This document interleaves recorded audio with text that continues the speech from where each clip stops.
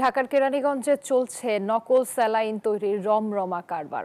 অস্বাস্থ্যকর পরিবেশেই তৈরি করা হচ্ছে গুরুত্বপূর্ণ এই জীবন রক্ষাকারী ওষুধ। নিউজ 24 এর অনুসন্ধানে এমন কারখানার সন্ধান মিলেছে। বিশেষজ্ঞরা বলছেন এ ধরনের স্যালাইন স্বাস্থ্যের জন্য মারাত্মক ক্ষতির কারণ হতে পারে। আর প্রশাসন বলছে বিষয়টি খতিয়ে দেখা হবে। মাহমুদ হাসানের ধারাবাহিক প্রতিবেদন, ক্যামেরায় ছিলেন ইব্রাহিম আজনবী। ভিডিও করতেছেন? ঠিক আছে, আসেন ভাই, আসেন, আমরা কথা বলি, আসেন। নাকি মানে 24 আসছেন দেখে খুব কই নিয়ে পড়ছেন? না। ঢুকতেই প্রতিবেদকের ওপর চড়াও হলেন কেরানীগঞ্জের কালিন্দী ইউনিয়নের কাজিরগাঁও এলাকার বাংলা ফুড অ্যান্ড বেভারেজ কারখানা কর্তৃপক্ষ। পরে ম্যানেজ করে কারখানার ভেতরে ঢুকতেই দেখা মিলল নকল পণ্য তৈরির বাহারি উপকরণ। কথায় আছে, বাইরে ফিটফাট, ভেতরে সদরঘাট। কারখানার ভেতরে স্টোর রুমে ঢুকে একটু খুঁজতেই পাওয়া গেল খাবার স্যালাইনের মোড়ক। পাশেই পাওয়া গেল টেস্টি স্যালাইনের প্যাকেট।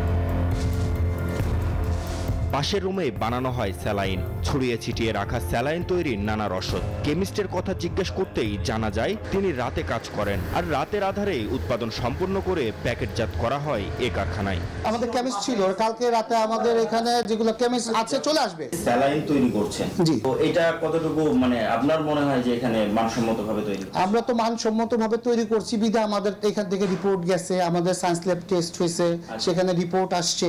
পাশের রুমে ট্যাঙ্ক ও স্যালাইন তৈরির ভিন্ন ভিন্ন রকম কেমিক্যাল, লবণ আর চিনির মজুদ। ল্যাবরুম থাকলেও নেই পর্যাপ্ত পরীক্ষা নিরীক্ষার যন্ত্রপাতি। এমন পরিবেশে তৈরি স্যালাইন স্বাস্থ্যের জন্য কতটা মারাত্মক হতে পারে জানালেন বিশেষজ্ঞরা। খাবার স্যালাইন একটি ঔষধ এবং সেজন্য মানসম্পন্ন ল্যাবরেটরি, যথাযোগ্যভাবে পড়াশোনা করা লোকজন থাকতে হবে এবং পরিবেশ থাকতে হবে। কারণ যদি এর উপাদানের তারতম্য হয়, একটি শিশুর বা বড় মানুষেরও কিডনি নষ্ট হয়ে যেতে পারে। এমন একটি গুরুত্বপূর্ণ বিষয়ে এই জাতীয় যেখানে সেখানে তৈরি হতে পারে না। এই উপাদান যদি না পান তাহলে ওই পানি খাওয়ায় আমার লাভ কি? উপাদানটা তো তৈরি করা হয়েছে, যেই পরিমাণ পানি বের হয়ে যায়, ওই বের হওয়া পানির মধ্যে যে উপাদান আছে সেই সমপরিমাণ উপাদান আপনার শরীরে ঢুকিয়ে দেওয়ার জন্য, আপনার ব্লাডের মধ্যে ঢুকিয়ে দেওয়ার জন্য হলো এই বিষয়টা আবিষ্কার হয়েছে। কিন্তু আনফরচুনেটলি এটা এখন ব্যবসার একটা পণ্যে পরিণত হয়েছে। ওষুধ প্রশাসনের অনুমতি ছাড়া জীবন রক্ষাকারী ওষুধ তৈরির এখতিয়ার নেই কারো বলে জানালেন সংস্থাটির পরিচালক।